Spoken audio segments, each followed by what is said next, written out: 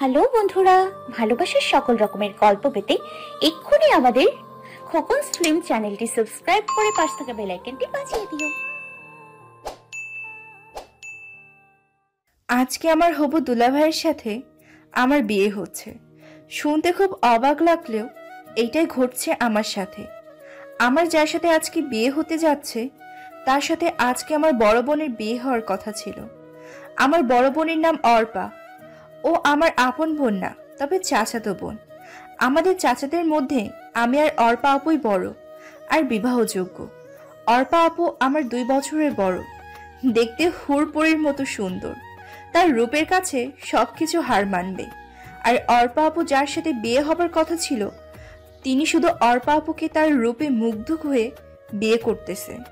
শুনেছি লোকটার নাকি মস্ত বড় ব্যবসা আছে। ওই লোকটার আর্থিক অবস্থার তুলনায় আমাদের আর্থিক অবস্থা এতটা মানানসই না। আমরা মধ্যবিত্ত পরিবারের মেয়ে আর উনি অনেক বড় পরিবারের ছেলে। আপুকে যেদিন উনি দেখতে এসেছিল আমি সেদিন জানালা দিয়ে হালকা উকি দিয়ে ওনাকে দেখেছিলাম। সত্যি লোকটাও অনেক সুন্দর আর হ্যান্ডসামও ছিল। আর লোকটা আপুকে দেখে প্রথম দেখায় পছন্দ করে ফেলল।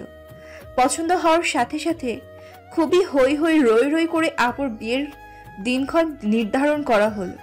আমরা সবাই খুব খুশি ছিলাম আপুর এত বড় ঘরে বিয়ে হবে দেখে, তাই সবাই খুব মজা করছিলাম। আমি নিজেও খুব মজা করতে লাগলাম। সামনের সপ্তাহে আপুর সাথে অরণ্যের বিয়ে। ওহো, আমাদের তো ওই লোকটার সাথে পরিচয় করিয়ে দেওয়াই হলো না আপনাদের। ওই লোকটার নাম অরণ্য, বয়স 28, বাবার বড় ব্যবসা আছে আর সেটাই দেখাশোনা করছে। ঢাকায় অনেকগুলো বাড়ি আছে শুনেছি। আর ওনাদের টাকা পয়সা নাকি কোনো অভাব নেই। যেহেতু সামনের সপ্তাহে অর্পাপুর সাথে অরণ্যের বিয়ে, তাই আমি আগে থেকে সব ঠিক করে রাখলাম। হলুদে কি করব, বিয়েতে কি পরব, বউ ভাতে কি করব। চিন্তা করেছিলাম আপুর বিয়েতে খুব মজা করব। কত প্ল্যান যে করেছিলাম, সব প্ল্যান বিয়ের দিন সকালে মাটি হয়ে গেল।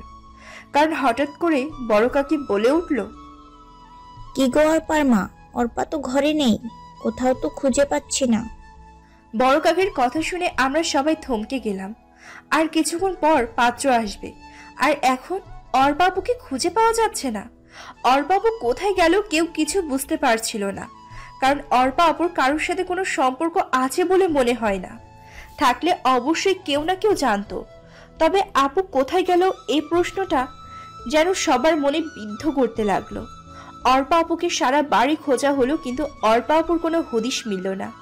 সবাই ভেবে নিয়েছে অর্পা আপুর হয়তো প্রেমিক ছিল আর অর্পা আপু সে প্রেমিকের হাত ধরেই পালিয়েছে। কিন্তু এ কথা জানাজানি হলে আর মান সম্মান থাকবে না। তাই কি করবে সবাই বুঝতে পারছিল না। সবাই উপায় খুঁজতে লাগলো। হঠাৎ করে কাকা বাবাকে বলে বসলো, অনন্য তো বিবাহযোগ্য, অনন্যকে বিয়ে দিলে কেমন হয় মান সম্মান বাঁচানোর জন্য, এছাড়া আর কোনো উপায় নেই। যেহেতু পাত্র যোগ্য ছিল আর আমি দেখতে এতটাও সুন্দর ছিলাম না, আর আমার মতো দেখতে খারাপ মেয়ের জন্য এর থেকে ভালো পাত্র আর হবে না। তাই আমার বাবাও কিছুটা লোভে পড়ে কাকার প্রস্তাবে রাজি হয়ে গেল। বাবার এমন অন্যায় সম্মতি দেখে আমার মাথায় যেন আকাশ ভেঙে পড়ল। কারণ আমি আর অর্পা আপু রাত আর দিন, আমি দেখতে এতটা ভালো না, তারা আমাকে মেনে নিবে বলে মনে হয় না। কিন্তু বাবা আর কাকার প্রচন্ড চাপে অর্পাপুর জায়গায় আমাকে কোণে সেজে বসতে হলো বিয়ের পিঁড়িতে। লাল টুকটুকে শাড়ি, ভারী গহনা পরে আমি কোণে সেজে বসে আছি। কিছুক্ষণের মধ্যে বরপক্ষ আসবে। জানি না তারা এসে কি করবে, কি হবে এর পরিণতি। ভিতরের অসহ্য যন্ত্রণা হতে লাগলো। কিছুই ভাবতে পারছিলাম না, মাথাটা যেন ঘুরতে লাগলো। তবুও নিজেকে সামলে স্থির হয়ে বসে রইলাম। হঠাৎ কানে বাজতে লাগলো, সবাই বর এসেছে বলে চিল্লাতে লাগলো। বরকে বরণ করা হলো। পাত্রপক্ষের সবাই কোণে দেখার জন্য রুমে প্রবেশ করলো। পাত্রপক্ষ এসে আমাকে দেখে কোণে পাল্টানো হয়েছে বলে হইচই শুরু করে দিল। কিন্তু আমার বাবা আর কাকারা বলল কোণে ঠিকই আছে। পাত্রপক্ষকে চাপ দিলে বিয়ে করার জন্য না হয়, ঝামেলা হবে। পাত্রপক্ষ চাপের মুখে পড়ে আমাকে বিয়ে করে নিতে রাজি হলো। নানা ঝামেলা পার হয়ে আমার বিয়েটা সম্পূর্ণ হলো। আজকে অর্পা আপুর জায়গায় অরণ্যের বউ হলো অনন্যা। জানি না তাদের মনে আমার প্রতি কোনো ক্ষোভ জন্মেছে আছে কিনা, জানলে বা যা হবার তা তো হয়েই গেছে। আমি তো চাইনি এমন কিছু হোক। আমার তো অরণ্য ভাইয়ের জন্য খুব খারাপ লাগছে, কারণ উনি এসেছিলেন হুড়োপড়ি বিয়ে করে নিতে, কিন্তু বিয়ে করে নিয়ে যাচ্ছেন একটা শেওড়া গাছের পেটে। নিজের জন্য বেশ খারাপ লাগছে, কারণ আমি তো চাইনি আমার বিয়েটা এইভাবে জোরপূর্বক দেওয়া হোক। দেখতে খারাপ হলেও কখনো এটা নিয়ে আফসোস করিনি। নিজেকে সব দিক থেকে পারফেক্ট করে তোলার চেষ্টা করেছি। বিয়ে নিয়ে তো ৮-১০টা মেয়ের মতো আমারও স্বপ্ন ছিল, আর আজকে চোখের সামনে আমার স্বপ্নগুলো ভেঙে গেল। নিজের অজান্তে বুকের ভিতরটা হু হু করে উঠলো, আর চোখ দিয়ে বৃষ্টি ঝরতে লাগলো। আশেপাশে তো সবাই বলাবলি করতে লাগলো, বাহ বাহ, অনন্যার ভাগ্য তো অর্প খুলে দিয়ে গেছে। তা না হলে অনন্যা এমন ছেলে বিয়ে করতে পারতো নাকি? এসব শুনে যেন মনটা আরো খারাপ হয়ে গেল। ভাগ্যের কাছে যে এভাবে হেরে যাব বুঝতে পারিনি। অবশেষে বিয়ে সম্পন্ন হলো। বিয়ে সম্পন্ন হওয়ার পর এখন কোণে বিদায় দেওয়া পালা। আমার বাবা আমাকে অরণ্যের হাতে তুলে দিল। অরণ্যের হাতে তুলে দেওয়ার সময় অরণ্যের দিকে তাকানোর সাহস পেলাম না। লজ্জায় নিচের দিকে মুখ করে রাখলাম। মনের ভিতরে শুধু এক মুহূর্তে একটা প্রশ্ন জাগছে, অর্পাপু কোথায় আছে, কোথায় গেল, কার সাথে গেল? এইসব ভেবে মনের ভেতরটা খুব আনজান করতে লাগলো। অরণ্যের হাতে আমাকে তুলে দেওয়ার কিছুক্ষণ পরেই আমাকে যাওয়ার জন্য সবাই গাড়িতে তুলে দিল। আমি বাবার বাড়ি থেকে শ্বশুর বাড়ি যাচ্ছি, কিন্তু ৮-১০টা মেয়ের মতো হাজারটা স্বপ্ন নিয়ে যাচ্ছি না, হাজারটা স্বপ্ন ভেঙে যাচ্ছি। ভাগ্যের পরিহাস যে এমন হবে বুঝতে পারিনি। ব্যস্ত শহরের পথ পাড়িয়ে আমি শ্বশুরবাড়ি পৌঁছালাম। শ্বশুরবাড়ির বাকি সবাই আমাকে দেখে কানাকানি করতে লাগলো। একে সর্বনাশ করেছে অরণ্য। এক তো মধ্যবিত্ত ঘরের বিয়ে করেছে, তার উপর অসুন্দর মেয়ে। মেয়ে দেখার সময় সবার কিছু কপালে ছিল নাকি? অরণ্যের সাথে এই মেয়েকে মানায় নাকি? এমন সর্বনাশ অরণ্য নিজের হাতে কেন করলো? এসব কথা শুনে মনটা আরো ভাঙতে লাগলো। কোনো রকমে সবাই আমাকে তুলে ঘরে নিল। খেয়াল করলাম ঘরটা ভীষণ সাজানো গোছানো, চারিদিকে অনেক ফুলের সুবাস ছড়াচ্ছে। আজকে এ ঘরে অর্পা আপুর আসার কথা ছিল, কিন্তু ফাঁকের লীলা খেলায় এ ঘরে আমি আসলাম। ঘরের নিভু নিভু আলোতে চুপ করে বসে রইলাম। হয়তো অন্য সব মেয়েরা এই সময় বসে থাকে স্বামীর অপেক্ষায়, আর আমি বসে আছি এক অনিশ্চিত ভবিষ্যতের অপেক্ষায়। বসে থাকতে থাকতে হঠাৎ খেয়াল করলাম অরণ্য রুমে ঢুকছে। ওনাকে দেখে আমার সারা শরীর ভয়ে কাঁপছিল। জানি না কি কথার সম্মুখীন আমাকে আবার হতে হবে। এসব ভেবে যেন ভয়ে আবারও কুঁকড়ে যেতে লাগলাম। খেয়াল করলাম উনি আমার দিকে তাকিয়ে আছে। হঠাৎ করেই খেয়াল করলাম আমার শরীরটা ভীষণ কাঁপছে। উপরে তাকালাম, মনে হচ্ছে ফ্যান আমার উপরে পড়ে যাবে। সবকিছু উল্টাপাল্টা লাগছে। আমার এখন কি করা উচিত বুঝতে পারছি না, তাই একদম চোখটা বন্ধ করে দপ্পাস করে শুয়ে পড়ি। আস্তে আস্তে শরীরটা আরো নিস্তেজ হয়ে কাঁপতে লাগলো, কষ্ট হতে লাগলো খুব।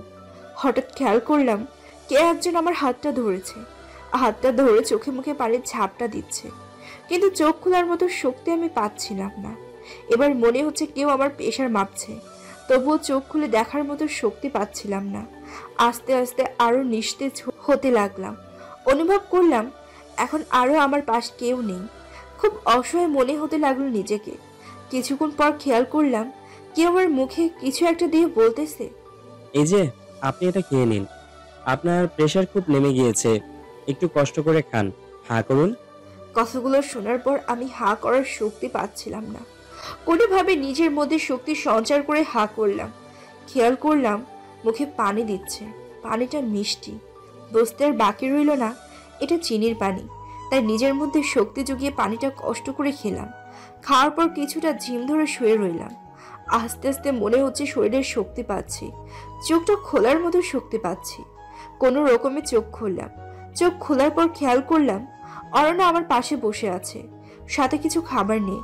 আমি একটু তাড়াহুড়া করে বসতে নিলাম। উনি আমাকে বলল, এত তাড়াহুড়া করার কিছু হয়নি, আপনি আস্তে আস্তে উঠুন, আর উঠে এগুলো খেয়ে নিন। আপনাকে দেখে মনে হচ্ছে সকাল থেকে কিচ্ছু খাননি, তাই প্রেশার কমে গিয়েছিল। আপনি একটু এগুলো খেয়ে নিন। ওনার কথা শুনে মনে মনে বলতে লাগলাম, সকাল থেকে যা গেল আমার উপর, এরপর খাওয়া কি গলা দিয়ে নামে নাকি? তবে আমি অনেক খেতে পারা একটা মেয়ে, সারাদিনে কিছু না খেয়ে থাকতাম। সত্যি বলতে এই মুহূর্তে আমার পেটে ক্ষুধা লাগছে, তাই সামনে মুরগির রোস্ট আর পোলাও দেখে লোভ সামলাতে পারলাম না। সামনে পেয়ে খেতে লাগলাম, গপ গপ করে খেতে লাগলাম। হঠাৎ করে খাবার গলায় বাজলো আর হেঁচকে তুলতে লাগলাম। কোনোভাবে যেন হেঁচকিটা কমছিল না। হঠাৎ করে খেয়াল করলাম উনি আমার সামনে পানির গ্লাস ধরলো। আমি পানিটা নিয়ে এক নিঃশ্বাসে খেয়ে ফেললাম। উনি আমাকে কি ভাবছে সেটা দেখার দরকার আমি মনে করছি না। এ মুহূর্তে আমার ক্ষুধা লাগছে আর আমাকে এখন খেতে হবে এটাই জানি, তাই আমি আপন মনে খেতে লাগলাম। অল্পক্ষণের মধ্যে আমার খাওয়া শেষ হলো আর আমি রিল্যাক্স মোডে শুয়ে পড়লাম। আর উনি খাবার প্লেটটা টেবিলের উপর রাখতে গেল। যাক, লোকটাকে যতটা খারাপ ভেবেছিলাম অতটা খারাপ না, এটা ভেবে মনটা শান্ত হলো। কিন্তু হুট করে উনি বললেন, আপনি কি ঘুমিয়ে পড়েছেন নাকি? না ঘুমালে আপনার সাথে একটু কথা ছিল। আমি নড়ে চড়ে বসলাম। আর না, আমি ঘুমাইনি। কেন, কি বলবেন বলুন? উনি এবার গভীর গলায় বললেন, সত্যি বলতে সবার চাপে পড়ে আমি আপনাকে বিয়ে করেছি। আমি আপনার বোন অর্পাকে প্রথম দেখায় খুব ভালোবেসে ফেলেছিলাম। ওকে নিয়ে একটা ছোট্ট সংসার কল্পনা করে ফেলেছিলাম। সেই জায়গায় আপনাকে কেন জানি না, চাইলেও মানতে পারছি না। আপনাকে আমি আঘাত দিয়ে কথাটা বলতে চাইনি, তবে আমি খুব সোজাসাপটা স্বভাবের ছেলে, যা বলি সরাসরি। না মানারও একটা কারণ আছে। আশা করি আপনি যথেষ্ট বুদ্ধিমতী আর সে কারণটা বুঝতে পেরেছেন। ওনার কথা শুনে কেন জানি না তেমন কোনো খারাপ লাগলো না। কারণটা আর কি হবে? কারণটা তো এটাই হবে, আপু সুন্দর, আমি অসুন্দর। আমি তো আগেই বুঝেছিলাম। আমার বিয়েটা 8-10টা মেয়ের মতো হয়নি, তাই ওনাকে জবাব দিলাম, আপনাকে জোর করে আমাকে মানতে হবে না। আমি নিজেও চাইনি এভাবে আমার বিয়ে হোক। বিয়ের দিন সকালে অর্পাপুকে কোথাও পাওয়া যাচ্ছিল না, কোথায় গিয়েছে কেউ বলতে পারলো না। আর আপুর কোনো রিলেশন ছিল এটাও কারো জানা নেই। এই মুহূর্তে কি করবে কেউ বুঝতে পারছিল না। আর ওই বাড়িতে আমি ছাড়া আর কোনো মেয়ে বিবাহযোগ্য ছিল না, তাই সবার জড়াজড়িতে রাজি না হয়ে পারলাম না। আমি জানি অর্পাপুর তুলনায় আমি কিছুই না। অর্পাপু অনেক সুন্দর আর আমি অসুন্দর, কিন্তু এটা নিয়ে আমার কখনো আফসোস হয়নি। আমি সবসময় নিজেকে পারফেক্টভাবে গড়ে তোলার চেষ্টা করেছি, কিন্তু ভাগ্যের কাছে এভাবে হেরে যাব বুঝতে পারিনি। আপনি চিন্তা করবেন না, আমি কখনো জোর করে কিছু করব না। সময়টা একটু পার হতে দিন। আপনি চাইলে আমি নিজেই আপনাকে ডিভোর্স দিয়ে দিব। আমার কথাগুলো শুনে উনি বেশ চমকে গেলেন। উনি হয়তো আশা করেননি আমি এমন কিছু বলবো। কিছুক্ষণ স্তব্ধ থেকে উনি উত্তর দিলেন, সে যাই হোক, সময় সব বলে দিবে। আপাতত আমি আপনাকে মেনে নিতে পারবো না। আপনি এই বাড়িতে এসেছেন মেহমান হিসেবে, আপনার যেন কোনো সমস্যা না হয় আমি সেই বিষয়টা খেয়াল রাখবো। কিন্তু দয়া করে আমার ভালোবাসা পাবার আশা করবেন না, কারণ আমি আপনার বোনকে প্রথম দেখেই ভালোবেসে ফেলেছি। আমি কিছুটা চুপ থেকে জবাব দিলাম, আপনি দয়া করে আমাকে সিরিয়ালের নায়িকা ভাববেন না। আমি আপনাকে জোর করব না, এটা আমি বলেছি। কিন্তু আপনি আপনার স্ত্রীর সামনে অন্য একটা মেয়েকে ভালোবাসি বলবেন, সেটা আমি মেনে নিব না। আপাতত ডিভোর্সের আগ পর্যন্ত আমি আপনার স্ত্রী, আপনি আমার স্বামী। সুতরাং সম্পর্কটা ওইভাবেই দেখবেন। আর আমার সামনে অন্য নারীকে ভালোবাসার কথা বলার আগে 10 বার ভেবে বলবেন। আমি দেখতে অসুন্দর হলেও নিজেকে কখনো ছোট করে দেখিনি, এখনো দেখব না। দয়া করে আমাকে অবলা নারী ভেবে যা ইচ্ছে বলে যাবেন না। দোষটা তো আমার ছিল না, আমি তো আপনাকে জোর করে বিয়ে করতে চাইনি। ভাগ্য এইভাবে সব ওলটপালট করে দিয়েছে, কিন্তু ভাগ্যের দোহাই দিয়ে নিজের জীবন বরবাদ করার মতো মেয়ে আমি না। এবার আমি ওনার দিকে একটু খেয়াল করলাম, দেখলাম ওনার মুখটা বেশ চুপসে গিয়েছে। গেলেই বাকি, আমি কেন ওনার এসব কথা শুনে নিজেকে ছোট করব? এটা বাংলা সিনেমা না, আর আমি বাংলা সিনেমার নায়িকা শাবানাও না। সুতরাং যতদিন অরণ্যের বউ হিসেবে আছি আমি আমার অধিকার আদায় করে নিব, তবে সেটা ভালোবাসা দিয়ে, জোর করে না। উনি আমার কথাগুলো শুনে বেশ কিছুক্ষণ চুপ করে জবাব দিলেন, আমার মন যা চায় আমি তাই বলবো, আপনি না করার কে? আপনাকে সে অধিকার আমি দেইনি। নিজের অধিকারের বাইরে গিয়ে কথা বলবেন না, বুঝছেন? দেখে তো মনে হচ্ছে ছেলে ফাঁসানোর ব্যাপারে খুব চালু। ওনার এ কথাটা শোনার পর মাথায় একটু রাগ চড়ে গেল, তবুও নিজেকে শান্ত করে জবাব দিলাম, আমি কি আপনাকে আমার চরিত্রের সার্টিফিকেট দিতে বলেছি, অথবা আমার ব্যাপারে মন্তব্য করার অধিকার দিয়েছি নাকি? আপনি যেহেতু আমার ব্যাপারে বড় দুঃসাহস দেখিয়েছেন, আমিও আপনার ব্যাপারে বলবো। এটাকে বলে লেভেল বুঝে করা। আপনি যেমন আমাকে তেমনই হতে হবে। দেখুন, আপনি কিন্তু খুব বেশি বকবক করছেন। আপনাকে দেখে তো প্রথমে ভেবেছিলাম আপনি খুব বোকাশোকা, কথাই বলতে জানেন না। এখন তো মনে হচ্ছে আপনার মুখ দিয়ে কথার ফুলঝুরি ফুটছে। আমার সাথে লাগতে আসবেন না একদম। আমি এবার শান্ত হয়ে জবাব দিলাম, বক বক আপনি শুরু করেছেন। দেখতে অসুন্দর দেখে কি ভেবেছেন আমি অবলা নারী? সিরিয়ার মতো আপনাকে খাটে শুতে দিব আর আমি নিচে শুয়ে পড়ব? তা হবে না মশাই, আমার পাশে এসে ঘুমান। কিন্তু বেশ ডেঞ্জারাস মেয়ে, আমি আপনার সাথে ঘুমাবো কেন? আমি ভুরোটা বেশ কুঁচকে বললাম, তাহলে কোথায় ঘুমাবেন? জবাবে উনি বললেন, পাশের রুমে ঘুমাবো। আমি হাসি দিয়ে বললাম, তাও হবে না মশাই, আপনি এখানেই ঘুমাবেন। উনি আমার কথা শুনে বেশ অবাক হচ্ছে মনে হচ্ছে। অবাক হয়ে কিছুক্ষণ চুপ থেকে রাগ রাগ ভাব নিয়ে বললেন, এই যে শুনেন, আপনি কিন্তু বেশি বাড়াবাড়ি করছেন। সে যায় করি, আমি ঘুমালাম। তবে রুম ছেড়ে ঘুমানো যাবে না। রুম ছেড়ে বের হলে আমিও কিন্তু আপনার সাথে চলে যাব। উনি বেশ চমকিত, পুলকিত হয়ে আমাকে বললেন, আপনি তো বেশ নাছোড় বান্দা। ওকে, রুম ছেড়ে যাব না, আমি নিচে ঘুমাচ্ছি। এবার আমায় একটু রেহাই দিন। আমিও মুচকে এসে জবাব দিলাম, ঠিক আছে ভূত মশাই। উনি ভুরোটা কুচকে বলল, ভূত মশাইটা কে আবার? আমি হাসতে হাসতে বললাম, কেন আপনি? উনি অবাক হয়ে বলল, আপনি আমার নামও ঠিক করে ফেলেছেন এর মধ্যেই? হ্যাঁ করেছি। উনি বিরক্ত হয়ে জবাব দিলেন, আপনি সত্যি পাগল একটা মেয়ে, সেটা কি আপনি জানেন? আমিও আর একটু হেসে নিলাম। হেসে জবাব দিলাম, সেটা নতুন করে বলার না। আমি একটু নাছোড় বান্দা, সবাই জানে। আপনি ঘুমান। আর ধন্যবাদ এত কিছু খাওয়ানোর জন্য। সবগুলো আমার প্রিয় খাবার ছিল, শুধু চিনির পানিটা ছাড়া। উনি কিছুটা চুপ হয়ে বলল, দোহাই লাগে, এবার চুপ হন, আমাকে ঘুমাতে দিন একটু। আমি হাত দুটো দিয়ে মুখ চেপে ধরে ইশারায় করলাম ঘুমান। আপনারা হয়তো আমার এরকম আচরণ দেখে অবাক হচ্ছেন, আমি জানি। এমন কেন করলাম? সত্যি বলতে আমি ছোটবেলা থেকে খুব নাছোড়বান্দা আর পাগলাটি স্বভাবের মেয়ে ছিলাম। পাগলামোর ভাবগুলো এত বড় হওয়ার পরও যায়নি। এই যে অরণ্যের সাথে সবেমাত্র শুরু করেছি, এরপর যে কত কি হবে কে জানে। আস্তে আস্তে সব বলবো। যাই হোক, সেদিনের মতো আমি ঘুমিয়ে পড়লাম। পরের দিন সকালে উঠে আমি খেয়াল করলাম উনি নাক ডেকে ঘুমাচ্ছেন। এমন ভাবে নাক ডাকছে মনে হচ্ছে চারিদিকে ভূমিকম্প হচ্ছে। আমি কি করব কিছু বুঝতে না পারে এক গ্লাস পানি দিয়ে ওনার নাক বরাবর ঢেলে দিলাম। ফুটমশাই খপ করে উঠে বসে বলতে শুরু করলেন, কি হলো, কি হলো? আপনি এভাবে পানি দিলেন কেন?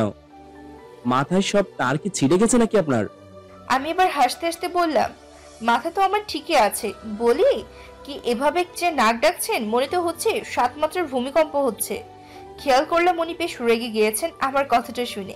কিছুক্ষণ দম ধরে বসে থেকে আমাকে বললেন, দেখেন, এসব মজা আমার একদম পছন্দ না, আর এমন করবেন না। আপনি খুব বেশি করতেছেন।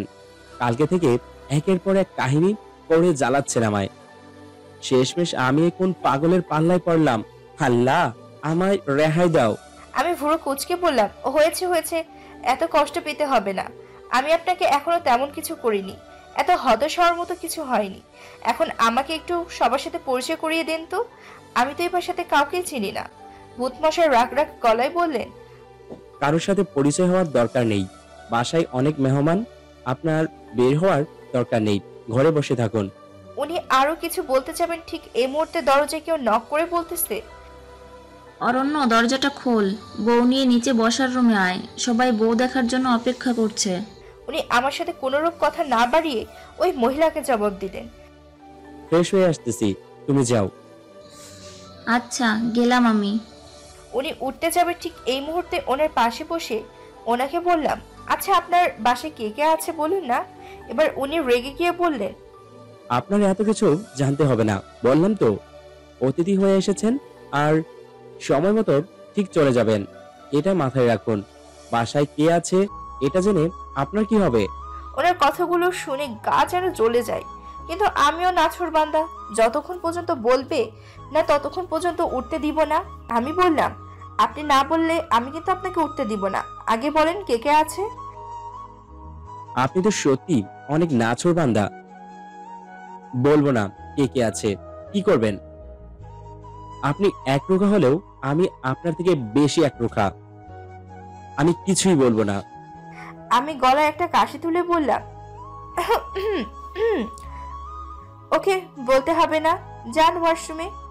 উনিও আমার এমন হার মানা দেখে খুশি হলো, কিন্তু যখন ওয়াশরুমে যেতে নিল আমি আমার পাটা বাড়িয়ে দিলাম। আমার পায়ের উপর ওনার পা লেগে উনি হোঁচট খেয়ে পড়লো আর চিল্লিয়ে বললেন, আপনি ইচ্ছে করে এমন করছেন তাই তো? ইচ্ছে করে এমন করলেন কেন বলেন?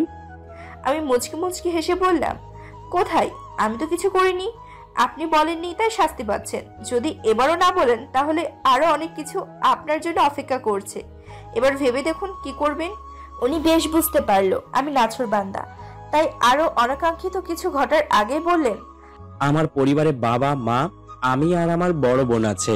বাবা বিদেশে থাকে সব সময়, আর মা দেশে থাকে, কিন্তু প্রায় সময়ই অসুস্থ থাকে।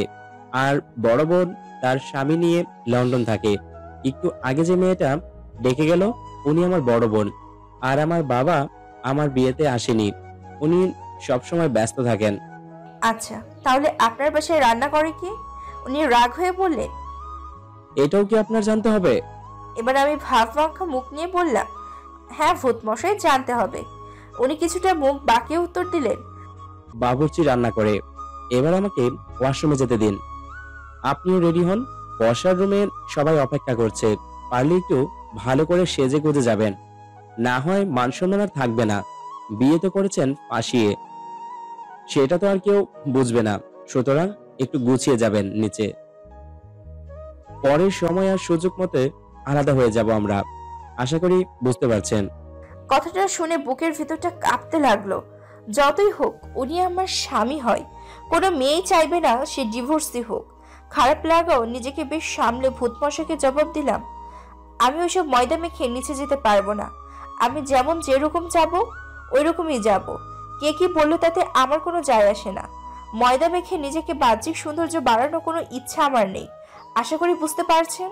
উনি এতক্ষণে বেশ ভালোভাবেই বুঝতে পেরেছেন যে আমি নাছোড় বান্দা, তাই উনি শুধু বললেন, আপনার যা ইচ্ছে করুন, আমাকে বলতে আসবেন না। যেভাবে ইচ্ছে ওইভাবে নিচে যান, আমার তাতে কিচ্ছু যায় আসে না। কথাগুলো বলে ওয়াশরুমে ঢুকে গেল। এর মধ্যে আমি খেয়াল করলাম সারা ঘর বেশ অগোছালো হয়ে আছে, তাই ঘরটা গোছানো শুরু করলাম। আলমারি থেকে ওনার কাপড় বের করে বিছানায় সাজিয়ে রাখলাম, যাতে করে উনি ওয়াশরুম থেকে এসে হাতে লাগানোর সময় সব পেয়ে যায়। ওনার ঘড়ি বলদের সব একত্রে এক জায়গায় রাখলাম। আমি চটপট করে একটা শাড়ি পরে ফেললাম। যতটুকু সম্ভব নিজেকে ময়দা মাখা ছাড়াগুলো চেষ্টা করলাম। সবকিছু ঠিক করতে করতে খেয়াল করলাম উনি ওয়াশরুম থেকে বের হয়েছে। ওয়াশরুম থেকে বের হয়ে উনি সারাটা ঘর দেখে একটু অবাক হলো। বিছানার উপর ওনার কাপড়গুলো দেখে বললেন, এখানে এগুলো কে রেখেছে? ঘরটা এত তাড়াতাড়ি এত পরিপাটি করে কে গুছিয়ে দিয়ে গেল? আমি লাজুক স্বরে জবাব দিলাম, এসব কিছু আমি করেছি। আমার কথাটা শুনে ওনার মুখটা যেন আবারও চুপসে গেল। ওনার চুপসানো মুখটা দেখে পুনরায় আলোর চপের মতো লাগতেছিল। এত কিছু করতে কেউ তো আপনাকে বলেনি, এত কিছু করতে গেলেন কেন? আমিও বেশ ঝাঁঝালো গলায় জবাব দিলাম, নিজের ঘরে নিজে গুছিয়ে তাতে কি? উনি ভুরুটা কুঁচকে বলল, এটা আপনার ঘর কবে হলো? আমি হাসি মুখে উত্তর দিলাম, কেন, স্বামীর ঘরই তো স্ত্রীর ঘর। বিয়েটা যেভাবেই হোক ডিভোর্সের আগ পর্যন্ত আমি আপনার স্ত্রী আর আপনি আমার স্বামী, সুতরাং ঘর গোছাতে আমি পারবো নিশ্চয়। ভূতমশাই রাগ রাগ গলায় বললেন, আপনি একটু বেশি বকেন। আর আপনাকে এই ড্রেস বের করতে কে বলেছে? আমি তো এটা পরবো না। আমার কাছে এটা ভালোই লাগছে তাই এটা করেছি, পড়লে বেশ খুশি হব। উনি এবার ভীষণ গম্ভীর একটা মোড় নিয়ে জবাব দিলেন, আপনার খুশিতে আমার কি যায় বা আসে? করেছেন তো ফাঁসিয়ে বিয়ে, আবার অধিকার ফলাতে আসতেছেন। লজ্জা হওয়া উচিত আপনার। এই কথাটা শুনে বুকের ভেতর হু হু করে কষ্টের সাইরেন বাজতে লাগলো। চোখের কোণে হালকা মেঘ ও জমতে লাগলো। তবুও নিজেকে অনেক শক্ত করে ওনাকে বললাম, আপনার ইচ্ছা মতো পরে নিন, সমস্যা নেই। উনিও আমার কথা শুনে বিছানা থেকে কাপড়টা ড্রেসটা আলমারিতে রেখে ওনার পছন্দ মতো একটা ড্রেস পরলেন। কিন্তু আমিও কম নাছরবান্দা না। ওনাকে এর শাস্তি তো আমি দিবই। কিভাবে দেয়া যায়? যার বেশ ভাবতেই লাগলাম। ভাবতে ভাবতে যেন চিন্তার আকাশে হাডুডু খেলছে। ভূতমশাইয়ের তুড়ির শব্দে চিন্তার ঘোর কাটলো। ভূতমশাই তুড়ি বাজাতে বাজাতে বললেন, এই যে আপনি উপরে তাকিয়ে কি দেখছেন? না তেমন কিছু না। কিছু হয়েছে বলুন। আপনি আর কোনোদিন আমার অনুমতি ছাড়া আমার আলমারিতে হাত দিবেন না, বুঝছেন? আমিও কথাটা শুনে বেশ লুটোপুটি খাচ্ছিলাম। লুটোপুটি খেয়ে তুড়ি বাজাতে বাজাতে বললাম, ও হ্যালো, স্বামীর আলমারিয়ায় হাত দিতে অনুমতি লাগে নাকি? আমাকে জ্ঞান দিতে আসবেন না, আমি অন্যায় কিছু করিনি। উনি বেশ বিরক্ত হয়ে আমাকে, আপনি সত্যি পাগল, আপনার মাথার তার মনে হয় সব ঢিলা। আমি আবারও হাসতে হাসতে বললাম, ভূতমশাই একটু ভুল করে বলে ফেলেছেন। উনি ওনার বিরক্ত মাখা মুখ নিয়ে প্রশ্ন, কি ভুল শুনি? আমি হাসি দিয়ে বললাম, আমার মাথার তার ঢিলা না, আমার মাথার তার সব ছেঁড়া। এবার খেয়াল করলাম ওনার মুখের বিরক্তের মাত্রাটা বেশ বৃদ্ধি পেয়েছে। বিরক্ত মাখা মুখ নিয়ে বললেন, দোহাই লাগে, হাত জোর করি, আপনি আপনার বকবকানিটা একটু থামান। এবার বসার রুমে চলুন, একটু আমাকে মুক্তি দিন। আমিও আমার শাড়ির আঁচল নাড়তে নাড়তে বললাম, চলুন। এরপর দুজন নিচে গেলাম। নিচে যাওয়ার পর খেয়াল করলাম সবাই আমার দিকে কেমন ভাবে যেন তাকাচ্ছে, আর আমাকে দেখে বলছে, অরণ্যে কি কপালে চোখ ছিল নাকি? এমন একটা মেয়েকে বউ করে নিয়ে আনলি, তার উপর একটা মেয়ের পরিবারও বেশি দিন ধনী কিনা তা দেখে মেয়ে বিয়ে করে আনলো, আল্লাহ জানে। একের পর এক সব কথা শুনে আমার মনটা ভীষণ খারাপ হতে লাগলো। সবাই শুধু আমার বাহ্যিক সৌন্দর্যটাকে দেখলো, আমার ভেতরটা বোঝার চেষ্টা করলো না। ভেতরের মানুষটা কেমন আমি সেটা একবারও কেউ যাচাই করলো না। হুট করে খেয়াল করলাম আমার শাশুড়ি মা এসেছেন। সবাই শাশুড়ি মাকে দেখে চুপ হয়ে গেল। শাশুড়ি মা এসে আমাকে দেখে বললেন, আমার শাশুড়ি মা আমাকে এসে দেখে বললেন, তোমার নাম কি মা? আমি চট করে ওনাকে সালাম করে উত্তর দিলাম, আমি অনন্যা। উনি হাসি মুখে বললেন, বাহ, খুব সুন্দর নাম। আমি মাকে বললাম, মা আপনি এদিকে এসে বসুন। মা আপনি এ অসুস্থ শরীর নিয়ে কষ্ট করে এখানে আসলেন কেন? শুনেছি আপনাকে নাকি ডাক্তার বেড রেস্ট দিয়েছে। এই শরীর নিয়ে এখানে কষ্ট করে আসার কি দরকার ছিল? আপনি বললে আমি আপনার রুমে চলে যেতাম। আমি আপনার রুমটা চিনলে সকালে উঠেই চলে যেতাম, কিন্তু আপনার রুমটা চিনি না। আর এ বাড়িতে নতুন তো, তাই কিছু চিনতে পারিনি। চিনলে আমি চলে যেতাম। মা কষ্ট হয়নি তো আসতে? উনি একরাশ হাসি দিয়ে বললেন, আমার মাটা দেখে অনেক সুন্দর করে কথা বলে। আমার মাটা দেখতে যেমন রূপবতী তেমন গুণবতীও। মায়ের মুখে রূপবতী কথাটা শুনে যেন নিজের চোখে অঝরের বৃষ্টি নামতে লাগলো। জীবনে এই প্রথম কেউ আমাকে রূপবতী বলেছে। নিজেকে সামলাতে অনেক চেষ্টা করলাম, কিন্তু জানি না কেন আবেগটা সামলাতে পারছিলাম না। তাই মাকে ধরে হু হু করে কেঁদে বললাম, মা আপনি আমাকে রূপবতী বলেছেন? আমাকে আজ পর্যন্ত কেউ রূপবতী বলেনি। আপনার মুখে রূপবতী কথাটা শুনে কেন জানি না আবেগটা সামলাতে পারলাম না। মা আমার মাথায় হাত বুলিয়ে দিয়ে বললেন, সবাই তো তোমার বাইরের রূপটা দেখেছে, কেউ তোমার ভেতরের রূপটা দেখেনি। তোমার ভেতরের রূপটা যদি কেউ দেখতো তাহলে সবাই তোমাকে রূপবতী বলতো। আমি যে তোমার ভেতরের মানুষটাকে উপলব্ধি করতে পেরেছি, যার কারণে তুমি আমার কাছে সবচেয়ে রূপবতী। আমি আমার মেয়ে নীলার মুখে সবটা শুনেছি বিয়ের ব্যাপারে। শোন মা, আমার ছেলে তোমার কপালে ছিল, তাই তোমার সাথে এভাবে বিয়ে হয়েছে। আমার ছেলের ভাগ্যে তুমিই ছিলে। কে কি বললো কানে দেবে না, কারণ মানুষ যাই বলুক নিজের কাছে যেটা সঠিক মনে হবে সেটাই করবে। মানুষের কাজই কথা বলা। মনে রাখবে, যখন তোমাকে নিয়ে কেউ নেতিবাচক মন্তব্য করবে ভেবে নেবে সে তোমার জয়ে ঈর্ষান্বিত। তাই তোমার সুখে তার মন কাতর হয়েছে বলেই তোমার নামে সে নেতিবাচক মন্তব্য করছে। জীবনে চলার পথে অনেক বাধা আসবে, লক্ষ্য স্থির রেখে সামনে এগিয়ে যেতে হবে। মানুষের কথায় কান দিয়ে নিজের লক্ষ্য থেকে বিচ্যুত হবে না। মায়ের কথাগুলো শুনে মনে যেন আরো ভরসা পেলাম। মাকে জড়িয়ে ধরে আবেগে আরো কাঁদতে লাগলাম। মা কথায় আমার মাথায় হাত বুলাতে বুলাতে বললেন, পাগলিটা কাঁদছে কেন এত? শোন মা, আজকে রাতের পর বাড়িটা ফাঁকা হয়ে যাবে। নীলাও চলে যাবে রাতের ফ্লাইটে লন্ডনে। বাড়িতে আমি, তুমি আর অরণ্য ছাড়া কেউই থাকবে না। প্রতিদিন বাবুর্চিদের রান্না খেতে খেতে বিরক্ত হয়ে গিয়েছি। আমি জানি এবার আমি চিন্তামুক্ত, কারণ আমাকে আর বাবুর্চির হাতের রান্না খেতে হবে না। আমার বৌমা এখন আমাকে সব রান্না করে খাওয়াবে। কি রে মা, খাওয়াবে না? কেন পারবো না? এত ছোট একটা আবদার পালন করতে পারবো না মেয়ে হয়ে? তাহলে আমি তোমার কেমন মেয়ে? চিন্তা করো না, আমি সবটা গুছিয়ে নিব। আমাকে শুধু বুঝিয়ে দাও আর দোয়া করো। উনি হাসতে হাসতে বললেন, সে তো অবশ্যই। চারপাশে এই মুহূর্তে বেশ নিস্তবতা বিরাজ করছে। সবাই খুব চুপ হয়ে গিয়েছে। খেয়াল করলাম আমার ভূত মশাই আমার দিকে আলুর মতো চুপসানো মুখ নিয়ে হা করে তাকিয়ে আছে। আমিও এই সুযোগে একটু পাগলামি করা থেকে নিজেকে বিরত রাখতে পারলাম না। সুযোগ বুঝে ভূত মশাইকে মুখ টিপুনি দিলাম। ভূত মশাই আমার চোখ টিপুনি দেখে একটু নড়ে চড়ে দাঁড়ালো। আমি ভূত মশাইয়ের থেকে মনোযোগ সরিয়ে মায়ের দিকে তাকিয়ে বললাম, মা, এবার ঘরে চলুন। বেশিক্ষণ এভাবে থাকা ঠিক হবে না। আপনি আমার সাথে ঘরে চলুন তো, আর আমাকে আপনার ঘরটা চিনিয়ে দেন, যাতে করে আমার পরে যেতে যেন অসুবিধা না হয়। মা হাসতে হাসতে বললেন, চলো আমার সাথে চলো। আমি মাকে নিয়ে ঘরে গেলাম। এবার মা আমার হাতটা ধরে বললেন, দেখো মা, অরণ্য বেশ সোজা সাপটা, সরল স্বভাবের ছেলে। তুমি অরণ্যকে ভালো রেখো, কখনো কষ্ট দিও না ওকে। আমি মায়ের হাতটা চেপে ধরে বললাম, মা, বিয়েটা যেভাবেই হোক আমি এখন অরণ্যের স্ত্রী। অরণ্যের ভালো মন্দ বিষয়টা আমি মাথায় রাখবো। আপনি শুধু আমার জন্য দোয়া করবেন। মা আমার মাথায় আবার হাত বোলাতে বোলাতে বললেন, দোয়া করি অনেক সুখী হও। আর আদর মাখায় স্পর্শ নিয়ে আমি বের হলাম মায়ের রুম থেকে। মায়ের রুম থেকে বের হয়ে খেয়াল করলাম ভূত মশাই এক জায়গায় স্থির হয়ে দাঁড়িয়ে আছে। এই সুযোগে আমার প্ল্যানটা কাজে লাগানোর। আমি একটু কোক মুখে নিয়ে ভূত মশাইয়ের কাছে গিয়ে জোরে হাঁচে দিলাম, আর মুখে সব কোক ওনার গায়ে ফেললাম। উনি বেশ লাফিয়ে উঠে বললেন, আমি তো জানি আপনি ইচ্ছে করেই এমন করেছেন। কেন করেছেন এমন? আপনি আমার সাথে এমন করলেন কেন? মাকে তো দেখলাম খুব হাত করে ফেলেছেন।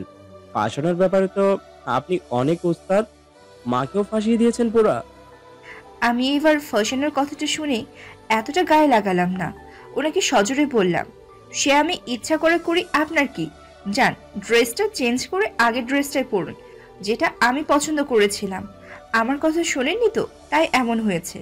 মাঝে মাঝে বইয়ের কথা শুনতে হয়, না হয় এমন অনাকাঙ্ক্ষিত ঘটনা ঘটতেই পারে। এই কথাটা শোনার পর ওনার আর বুঝতে বাকি রইল না যে আমি ইচ্ছা করে এমন করেছি, কিন্তু ওনার মুখের তেমন রাগের ছাপটা এখন লক্ষ্য করলাম না। তবুও মুখটাকে একটু বাঁকিয়ে জবাব দিলেন, আপনার পছন্দের ড্রেসটা পরবো না। আপনাকে আমার ভালো লাগে না। অর্পাকে দেখে প্রথম দেখায় ভালো লেগে গিয়েছিল, যে ভালো লাগাটা আপনার প্রতি চাইলেও আনতে পারছি না। আমি এবার হালকা করে ওনার একটু কাছে গেলাম। কাছে গিয়ে বললাম, প্রথম দেখাই ভালো লেগে যাওয়ার চাইতে দেখতে দেখতে ভালো লাগাটা অনেক শ্রেয়। আপনি আমাকে দেখতে থাকুন। এ বলে চোখ টিপুনি দিয়ে বললাম, ওই ড্রেসটা পরলেই ভালো লাগবে, পরবেন কিন্তু। পরবো না। এ বলে উনি তাড়াহুড়ো করে রুমে চলে গেলেন। কিছুক্ষণ পর খেয়াল করলাম উনি সিঁড়ি দিয়ে নিচে নামছেন। আমি ওনাকে দেখে পুরো অবাক। উনি ওই ড্রেসটাই পরেছে যেটা আমি পরতে বলেছিলাম। আমি তো ওনার দিক থেকে চোখই সরাতে পারছিলাম না। মনের ভিতর একটা হিমেল হাওয়া বইতে লাগলো। উনি হুট করে আমার কাছে এসে বললেন, ভাববেন না আপনার কথা রাখতে পড়েছি। আমার ড্রেস আমি পরবো, যা ইচ্ছে পরবো, কারো কথাই পড়িনি।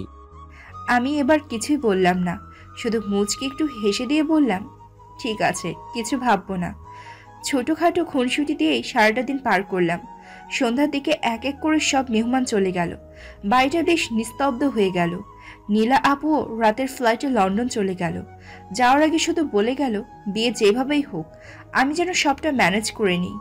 আমিও আশ্বাস দিলাম, সব ঠিক করে নিব। পরিবারের এমন সাপোর্ট পাবো কখনো আশা করিনি। সবাই আমার পাশে আছে এটা ভেবে যেন মনে আরো ভরসা পেলাম। সারাদিন পার করে রুমে রাতে ঘুমাতে গিয়ে দেখলাম ভূতমশাই বসে কি যেন কাজ করছে। আমি এক মগ কফি বানিয়ে তার দিকে এগিয়ে দিয়ে বললাম, এই যে আপনার কফিটা। উনি আমার হাত থেকে কফিটা নিয়ে কফিতে চুমুক দিয়ে কিছুক্ষণ টেস্টটা বোঝার চেষ্টা করলো মনে হচ্ছে, আর আমাকে বললেন, কফিটা কে বানিয়েছে? আমি লজ্জা মাখা মুখে বললাম, কেন? কফিটা ভালো হয়েছে তাই। আমি লজ্জা মাখা মুখে বললাম, কফিটা আমি বানিয়েছি। উনি এবার মুখটাকে আলুর চপের মতো করে ফেললেন। ভুলক্রমে আমার প্রশংসা করে ফেলেছেন, এটা মনে হয় ওনার করা উচিত হয়নি, তাই মুখটা বাংলার 5 করে ফেললেন। এবার আমাকে একটু পচিয়ে উনি ওনার দায়িত্ব পালন করবেন শিওর। যাক, যা ভেবেছিলাম তাই করছেন। উনি মুখটাকে বাংলার 5 বানিয়ে আমার দিকে তাকিয়ে বললেন, এই জন্য বলি টেস্টটা এত জঘন্য কেন। আমি ওনার কথা ভ্রুক্ষেপ না করে একটু হাসি দিয়ে চলে গেলাম। পরের দিন সকালে উঠে সব রান্না বান্না করলাম। রান্না করে মায়ের খাবারটা নিয়ে মায়ের রুমে গেলাম। মা আমাকে দেখে হাসি মাখা মুখ নিয়ে বলল, কি রে মা, এখন এত রাতে আবার খাবার নিয়ে আসলি কেন? এত খাবার কোথায় দেখলে তুমি? এগুলো সব খেতে হবে তোমাকে। আমার কাছে খাবার নিয়ে কোনো ফাঁকি দিতে পারবে না। খেতে না চাইলে মার দিয়ে জোর করে খাওয়াবো। উনি হাসতে হাসতে আমার মাথায় হাত দিয়ে বললেন, বুঝতে পেরেছি, আমার আর ফাঁকি দেওয়া যাবে না। তা দাও, খেয়ে নেই। আমি মাকে খাওয়াতে লাগলাম। একের পর এক গল্প শুনতে লাগলাম। মনে হলো উনি অনেকদিন পর মন খুলে কথা বলছেন। ঠিক এই সময় অরণ্য এসে বললেন, মায়ের রুমে আপনি এখন কি করছেন? মায়ের জন্য খাবার নিয়ে এসেছিলাম। আচ্ছা, আপনি যান, মায়ের সাথে আমার কথা আছে। পাশ থেকে মা বললেন, অনন্যা তো পড় না, অনন্যার সামনেই বল কি বলবি। না মা, আমি একা একা বলতে চাই। আমি ওর কথা না বাড়িয়ে মায়ের পাশ থেকে উঠে চলে আসলাম। কিছুক্ষণ পর উনি কথা শেষ করে খাবার খেতে আসলেন। আমি খাবারগুলো খেতে দিলাম। খেয়াল করলাম গপ গপ করে খাবার খাচ্ছে। আমি বললাম, আরে মশাই, আস্তে খান, সব শেষ হয়ে গেলে আবার রান্না করব। মানে এগুলো কে রান্না করেছে? লাজুক মুখে জবাব দিলাম, আমি। এই জন্যই তো বলি এত জঘন্য কেন। এ বলে উনি খেতে লাগলেন। আমি তখন বললাম, জঘন্য খাবারই এইভাবে খাচ্ছেন, ভালো খাবার না জানি কিভাবে খেতেন। আমার কথাটা কানে তুললেন না মনে হচ্ছে, খেয়েই যাচ্ছেন। এবার ওনাকে বললাম, এই যে শুনছেন, হ্যাঁ, কি বলবেন বলুন। আমি একটু বাইরে যেতে চাই, কিছু জিনিস কিনতে হবে, রান্নার জন্য কিছু সবজি লাগবে। আপনি গেলে যান, তবে কি দিয়ে যাবেন? একটা গাড়ি আমি নিয়ে যাব, আর একটা গাড়ি থাকলেও সে গাড়ির ড্রাইভার নেই। ড্রাইভারের স্ত্রীও অসুস্থ, তাই বাড়ি গিয়েছে। আপনি কিভাবে যাবেন? আমি মুচকি এসে বললাম, ওই গাড়ির চাবিটা দিয়ে যান, আমি চলে যেতে পারবো একা। উনি অবাক হয়ে বললেন, কেন? একা চলে যেতে পারবেন মানে? গাড়ি কে চালাবে? আমি চালাবো। আমার কথা শুনে এবার মনে হয় উনি বেশ চমকালেন। আমার মুখ থেকে এমন কথা উনি আশাই করেননি হয়তো। আমাকে জিজ্ঞেস করলেন, আপনি গাড়ি চালাতে পারেন? আমি হাসতে হাসতে বললাম, হ্যাঁ পারি। অসুন্দর বলে নিজেকে কখনো ছোট ভাবিনি। সবকিছু শেখার চেষ্টা করেছি, নিজেকে পারফেক্টভাবে গড়ে তোলার চেষ্টা করেছি। আমার কথাটা শুনে উনি কিছুক্ষণ আমার দিকে তাকিয়ে রইলেন, তারপর বললেন, আচ্ছা, আমি চাবি দিয়ে যাব। তারপর উনি আমাকে চাবি দিয়ে চলে গেলেন। আস্তে আস্তে দিন কাটতে লাগলো। অরণ্যের সাথে খুনসুটিগুলো বাড়তে লাগলো। খেয়াল করলাম অরণ্যের অনেক পরিবর্তন হতে লাগলো। এর মধ্যে হুট করে অরণ্য একদিন অফিস থেকে এসে আমাকে বলতেছে, আপনি একটু তাড়াতাড়ি রেডি হন, আপনাকে নিয়ে একটু এক জায়গায় যাব। অরণ্যের এরকম কথা শুনে যেন আমার মনটা নাচতে শুরু করলো। কিন্তু অরণ্য আমাকে কোথায় নিয়ে যাবে জানার জন্য মনটা আনচান করতেছে, তাই নিজের আবেগ আর সামলাতে পারলাম না। অরণ্যকে বলেই ফেললাম, আপনি আমাকে কোথায় নিয়ে যাবেন? অরণ্য বেশ রাগ রাগ গলায় বললেন, আপনাকে রেডি হতে বলেছি, আপনি রেডি হন, এত কিছু জানতে হবে না। আপনি একটু বেশি বকেন, এত বকা ভালো না। যান, রেডি হয়ে আসুন। আমি মুখটা খুব কাচুমাচু করে যেতে নিলাম। উনি পিছন থেকে আবার ডেকে বললেন, শোনেন। আমি হাসি দিয়ে পিছন ফিরে বললাম, হ্যাঁ বলেন। আমি জানতাম আপনি বলবেন কোথায় যাব, বলেন কোথায় যাব। উনি আরেকটু গম্ভীর গলায় জবাব দিলেন, আপনার মাথায় সত্যি গোবর। আমি বলার আগেই বকবক করে যাচ্ছেন। আমি কোথায় যাব সেটা বলার জন্য ডাকিনি। আমি বেশ মন খারাপ হয়ে ওনার দিকে তাকিয়ে বললাম, তাহলে কেন ডাকছেন? আমি দেখেছি এই জন্য যে আপনি একটা শাড়ি পরবেন আজকে। হঠাৎ শাড়ি পরবো কেন? আমি বলেছি তাই পরবেন। আপনি বলেই পরতে হবে নাকি? আমি পরবো না, আপনি কি করবেন? আপনাকে পরতেই হবে। বলছি তো পরবো না। উনি এখন বেশ রেগে গিয়ে বললেন, আপনার যা ইচ্ছে করুন। এ বলে উনি চলে গেলেন। আমারও ওনাকে রাগাতে পেরে খুব ভালো লাগতেছে, কিন্তু কি শাড়ি পরবো কিছুই যেন মাথায় আসছে না। আজকে প্রথম ভূত মশাই আমাকে কোথাও নিয়ে যাবে। কেন জানি না ভূত মশাই এ কয়দিনে অনেক পাল্টে গিয়েছে। আগের মতো আর আমাকে কষ্ট দিয়ে কথা বলে না। তার এই পাল্টেরও দেখে আমি খুব খুশি। যাই হোক, আলমারি খুলে সব শাড়ি দেখতে লাগলাম। খুঁজতে যেন সবকিছু এলোমেলো হয়ে গেল। এত শাড়ির মধ্যে ভূত মশাই কোন শাড়িটা পরলে খুশি হবে ঠিক বুঝতে পারলাম না। দেখতে দেখতে আলমারির সব শাড়ি খাটের উপরে রাখলাম। ভূত মশাই আমার কাছে এসে বললেন, আপনি এখনো রেডি হননি? খাটের উপর শাড়ির মেলা বসিয়ে ফেলেছেন একদম। এত শাড়ি খাটের উপর রেখেছেন কেন? আমি তোতলাতে তোতলাতে জবাব দিলাম, না মানে না মানে কি না মানে মানে করছেন? স্পষ্ট করে বলুন কি হয়েছে। এমনিতে তো কথায় একটা মাটিতে পড়ে না, এখন এভাবে তোতলাচ্ছেন কেন? ঠিক করে বলুন কি হয়েছে। আমি মুখটা একটু অসহায় করে ভাব নিয়ে বললাম, না মানে আবার না মানে করছেন? সত্যি বলতে আমি কোন শাড়িটা পরবো ঠিক বুঝতে পারছি না। আপনি যদি একটু ঠিক করে দিতেন ভালো হতো, আমার রেডি হতেও সুবিধা হতো। উনি এবার একটু মুচকি হাসি দিয়ে আমাকে বললেন, একটু ওইদিকে যান। সামান্য শাড়িটা ঠিক করতে পারছেন না, কোনটা পারবেন আপনি? সব কাজ তো দেখি বলার আগেই করে ফেলেন। আজকে কি এমন হলো শাড়িটাও চয়েস করতে পারছেন না? না মানে থাক, আপনাকে আর না মানে মানে করতে হবে না, দেখিয়ে দিন শাড়িগুলা। আমি একটু নড়ে পাশের দিকে সরে বসলাম। উনি আমার পাশে এসে বসলেন আর সব শাড়িগুলো দেখে একটা হাতে নিয়ে বললেন, আপনি বরং কালো শাড়িটা পরুন, আপনাকে ভালো লাগবে। কালো শাড়ির কথা বলাতে আমার মনের ভিতর কেমন জানি করে উঠল, কারণ আমি ফর্সা না। তাই আমি ওনাকে বললাম, আমি দেখতে তো ফর্সা না, আমাকে কালো শাড়ি মানাবে বলে মনে হচ্ছে না। কালো শাড়িতে আমাকে আরো কালো লাগবে, একদম পেতনি মনে হবে। আপনি কি আমাকে অপমান করার জন্য এমন বলছেন, তাই না? উনি আমার কথায় মনে হলো বেশ বিরক্ত হলো।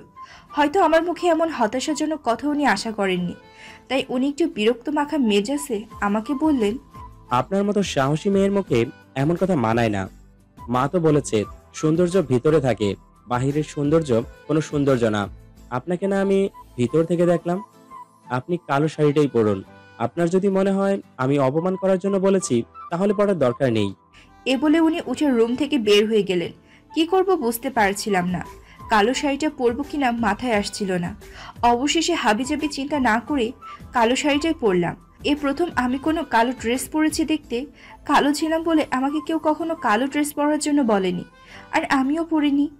আজকে কালো ড্রেসটা পরাতে নিজের কাছেই যেন নিজেকে বেশ সুন্দর লাগছে। হালকা একটু পাউডার মুখে মেরে নিলাম। হঠাৎ করে খেয়াল করলাম উনি রুমে প্রবেশ করছেন। রুমে প্রবেশ করে আমাকে দেখে বলতেছেন, বাহ, আপনাকে তো বেশ ভালো লাগছে। কালো কাজল পরলে আরো ভাল লাগবে, সাথে একটা বড় খোপা করলে। আমি কালো, তার উপরে কালো কাজল পরলে তো চোখগুলো আরো কালো লাগবে। সাদা কালো কোনো ভেদাভেদ নেই, ভেদাভেদ তো মানুষের দৃষ্টি করে। আপনাকে সুন্দর দৃষ্টিতে কেউ দেখলে নিশ্চয়ই আপনাকে সুন্দর লাগবে। মানুষকে সুন্দর অসুন্দর তখন লাগে যখন মানুষের দৃষ্টি সুন্দর অথবা অসুন্দর হয়। আপনি চাইলে কালো কাজল পরতে পারেন, আপনাকে ভালো লাগবে। ভূত মশার কথা শুনে যেন বুকের ভিতরে একটা রোমাঞ্চকর অনুভূতি আসলো। ওনার মুখে এরকম কথা শুনে যেন নিজের ভিতরের অসম্ভব ভালো লাগা কাজ করতে লাগলো। সত্যি কখন যে ওনাকে বড্ড ভালোবেসে ফেলেছি বুঝতেই পারিনি। হঠাৎ করে ওনার ডাকে চিন্তার ঘোর কাটলো। কি ব্যাপার, কোথায় হারিয়ে গেলেন? না মানে আরে না মানে, হয়েছে হয়েছে, এবার ঝটপট বের হন, আমি নিচে নামছি। এ বলে অরণ্য নিচে নামার জন্য যেতে লাগলো। হঠাৎ করে দরজার সামনে গিয়ে পিছন ফিরে আমাকে ডাক দিল। এই যে শুনেন। জি বলেন। একটা টিপ পরলে খারাপ লাগবে না, আর মাথায় খোপা করুন। অরণ্যের এইসব কথা শুনে যেন আমি লজ্জায় লাল হয়ে যাচ্ছি। অরণ্য এভাবে আমাকে বলবে কখনো ভাবিনি। অরণ্য এ বলে বাইরে গেল। আমি মাথা খোপা করে নিলাম আর একটা টিপ পরে নিচে নামলাম। খেয়াল করলাম মা নিচে বসে আছে। মা আমাকে দেখে বললেন, আজকে আমার অনন্যা মা এত খুশি খুশি মনে কোথায় যাচ্ছে? মায়ের কথা শুনে যেন আরো লজ্জা পেলাম। লজ্জায় যে কি করব বুঝতে পারলাম না। লজ্জায় লাল হয়ে নিচে তাকিয়ে রইলাম। মা আমার এই হাল দেখে আমার কাছে আসলো আর আমার মাথাটা উপরে তুলে বললেন, অরুর সাথে ঘুরতে যাওয়া হচ্ছে বুঝি, এতেই এত লজ্জা পাচ্ছে? আজকে তো আমার মাকে অনেক সুন্দর লাগছে। দেখি হাতখানা এদিকে দাও। আমি মায়ের দিকে হাতটা বাড়িয়ে দিলাম। মা তার হাত থেকে বালা জোড়া খুলে আমার হাতে পরিয়ে দিয়ে বলল, বিয়ের পর হাত খালি রাখতে হয় না, হাতে সবসময় চুড়ি পরে থাকতে হয়। যাও, তোমার তো আনন্দের শেষই নাই, স্বামীর সাথে ঘুরে আসো। আমার মহাজনও কাল পরশু আসবে, তখন আমিও ঘুরবো। তখন আমাদের প্রেম দেখে হিংসে করো না কিন্তু। আমি হাসতে হাসতে মাকে বললাম, কি যে বলো না মা। আমি তো তোমার বন্ধুর মতো। যাও মা, ওরু আবার দেরি হলে রাগ করে বসবে। আমি রেডি হয়ে বের হলাম। খেয়াল করলাম উনি গাড়ির সামনে গাড়ি নিয়ে দাঁড়িয়ে আছে। আমাকে দেখে এক নজর আমার দিকে কিছুক্ষণ তাকিয়ে রইল। আমি যেন লজ্জায় আরো কাতর হয়ে গেলাম। লজ্জায় কাতর হয়ে ওনাকে বললাম, কি ব্যাপার, কি দেখছেন? তেমন কিছু না। তাহলে এভাবে তাকিয়ে আছেন কেন? এমনি তাকিয়ে আছি। সব কি তোমাকে বলতে হবে নাকি? এত বাচাল মেয়ে এত বকতে পারে? খেয়াল করলাম অরণ্য আমাকে তুমি করে বলছে। আমার যে কি খুশি লাগছে বোঝাতে পারবো না। মনটা খুশিতে নাচতে লাগলো। হুট করে উনি ডাক দিল, অনন্যা, এভাবে মূর্তির মতো দাঁড়িয়ে আছো কেন? না মানে। আজকে তোমার মুখ থেকে না মানে মানে আর গেল না। এই যে আপনি আমাকে তুমি করে বললেন, তাই তো আর কি। জি। তুমি আমার বয়সে ছোট, তোমাকে কেন আপনি ডাকবো? তোমাকে তুমি করেই ডাকবো। শোনো, বলেন। আজকে তুমি গাড়ি চালাবা, আমি তোমার পাশে বসবো। আমি খুশিতে লাফ দিয়ে গাড়িতে উঠতে লাগলাম আর বলতে লাগলাম, আচ্ছা আচ্ছা। আমি উঠতে যাব ঠিক এই মুহূর্তে একটা হোঁচট খেলাম। উনি আমাকে চাপটে ধরে বললেন, তোমার ছটপটে পাগলামি স্বভাবটা আর গেল না, আস্তে ওঠো। আমি আস্তে করে গাড়িতে উঠলাম। ভূতমশাইও গাড়িতে উঠলেন। উনি আমাকে রাস্তা বলে দিল। আমি যেতে লাগলাম। যেতে যেতে একটা রেস্টুরেন্টের সামনে আসলাম। রেস্টুরেন্টে দুজন ঢুকলাম। অরণ্য আমাকে আস্তে আস্তে করে একটা জায়গায় নিয়ে গেল। জায়গাটা পুরো মোমবাতি দিয়ে সাজানো পরিপাটি। দেখে কেমন জানি আনন্দ লাগছে। একটা কেক আনলো, আমাকে বললেন, কেকটা কাটেন আপনি। হঠাৎ করে কেক কাটবো কেন? কারণ আজকে আপনার জন্মদিন, সেটা তো ভুলে বসে আছেন। ওহো, আজকে 27শে সেপ্টেম্বর। সত্যি তো আমার জন্মদিন। আমার জন্মদিন আপনি জানলেন কিভাবে? মা বলেছে। আমি তো খুশিতে আত্মহারা যে ভূতমশাই এমন একটা সারপ্রাইজ দিয়েছে। হঠাৎ করে ভূতমশাই একটা রিং বের করে আমাকে পরাতে নিল। ঠিক এই মুহূর্তে কোনো একজন মেয়ে ওয়েটার এসে ডাক দিল। আমরা ওয়েটারের দিকে ফিরে চমকে গেলাম, আর উনিও আমার দিকে ফিরে চমকে গেল।